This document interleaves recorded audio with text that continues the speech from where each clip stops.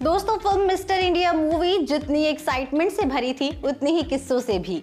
कई सारे किस्सों में से एक किस्सा ये भी था कि मिस्टर इंडिया के राइटर सलीम जावेद चाहते थे कि मिस्टर इंडिया मूवी को रमेश सिप्पी डायरेक्ट करें, लेकिन रमेश सिप्पी अपनी फिल्म शान के फ्लॉप होने की वजह से काफी निराश हो गए थे, जिस वजह से वो कुछ दिनों के लिए बॉलीवुड से ब्रेक लेना चाहते थे। और तो और दोस्तों, रमेश सिप्पी ने ये भी सोच लिया था कि वो अब बड़े बजट वाली फिल्में नहीं करेंगे। फिर भी दोस्तों, रमेश सिप्पी को मिस्टर इंडिया की स्क्रिप्ट दिखाई गई थी और उन्होंने वो स्क्रिप्ट पढ़ी भी थी, जिसके बाद वो समझ गए थे कि मिस्टर इंडिया मूवी भी बड़े बजट की फिल्म होगी।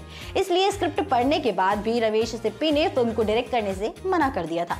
उसके बाद दोस्तों, ये मूवी शेखर कपूर को मिली थी। सभी जानते हैं मिस्टर इंडिया मूवी के प्रोड्यूसर बोनी कपूर थे, लेकिन ये बात बहुत कम लोग जानते हैं कि बोनी कपूर ने बहुत लेट से मूवी को बतौर प्रोड्यूसर ज्वाइन किया था।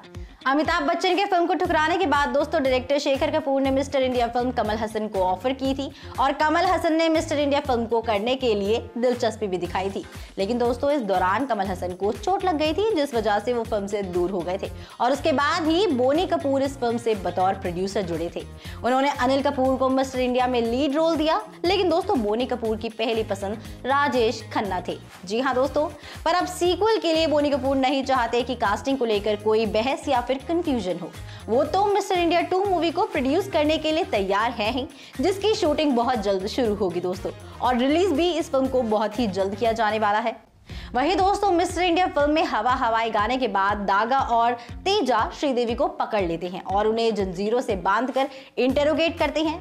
उस वक्त दोस्तों, फिल्म में पहली बार मिस्टर इंडिया सबके सामने आता है, लेकिन सीन में जब दागा इनविजिबल मिस्टर इंडिया को मारने के लिए हवा में गोलियां चलाता है तो वो अपनी पिस्तौल से 4 गोलियां फायर कर चुका होता है, जिसके बाद मिस्टर इंडिया दागा को थप्पड़ मारकर उससे पिस्तौल छीन लेता है और श्रीदेवी जी के जंजीर को तोड़ने के लिए 2 गोलियां चलाता है।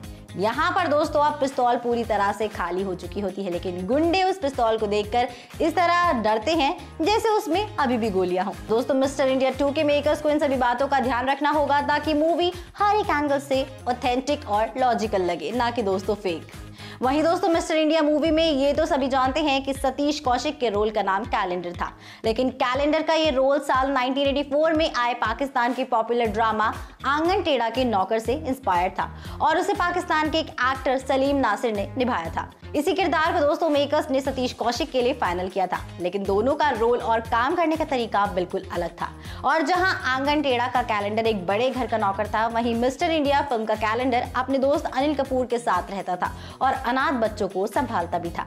तो दोस्तों, मिस्टर इंडिया 2 के मेकर्स को ये बात ध्यान में रखकर कास्टिंग करनी होगी ताकि जिसे भी कैलेंडर का रोल मिले वो सतीश कौशिक जी की एक्टिंग को टक्कर दे सके और उनका कनेक्शन पाकिस्तान या किसी और से ना हो, क्योंकि दोस्तों ऑडियंस बहुत होशियार है, उन्हें ओरिजिनल चीजें पसंद है, ना कि इंस्पायर्ड के नाम पर कॉपीड। दोस्तों, साल 1961 में फिल्म मेकर जीपी सिप्पी ने मिस्टर इंडिया नाम से एक फिल्म बनाई थी, जिसमें आईएएस जौहर और गीता बाली लीड रोल में नजर आए थे। शेखर कपूर ने जब मिस्टर इंडिया बनाई तो उन्होंने ये फिल्म गीता बाली को समर्पित की थी। जब फिल्म शुरू होती है तो दोस्तों हमें गीता बाली जी की तस्वीर भी नजर आती है, जिसे जानबूझकर मेकर्स ने रखा था ताकि वो गीता बाली को अपनी तरफ से ट्रिब्यूट दे सके, और इस आइडिया को मेकर्स फिर से मिस्टर इंडिया 2 में इस्तेमाल करेंगे श्रीदेवी जी को ट्रिब्यूट देने के लिए। उनका भी दोस्तों फोटो ऐसे ही मूवी के स्टार्टिंग में दिखाया जा सकता है। तो दोस्तों, अब ये थे कुछ फैक्ट्स मिस्टर इंडिया मूवी के रिलेटेड। अब देखते हैं कि मेकर्स हमारे लिए इस फिल्म को कब तक फ्लोर पर लेकर आते हैं। तो इसी के साथ मैं अनुष्का त्यागी लेती हूँ आपसे इजाजत। बने रहिए और देखते रहिए बॉलीग्राज स्टूडियोज को। हमारे आज के राइटर हैं चंदन।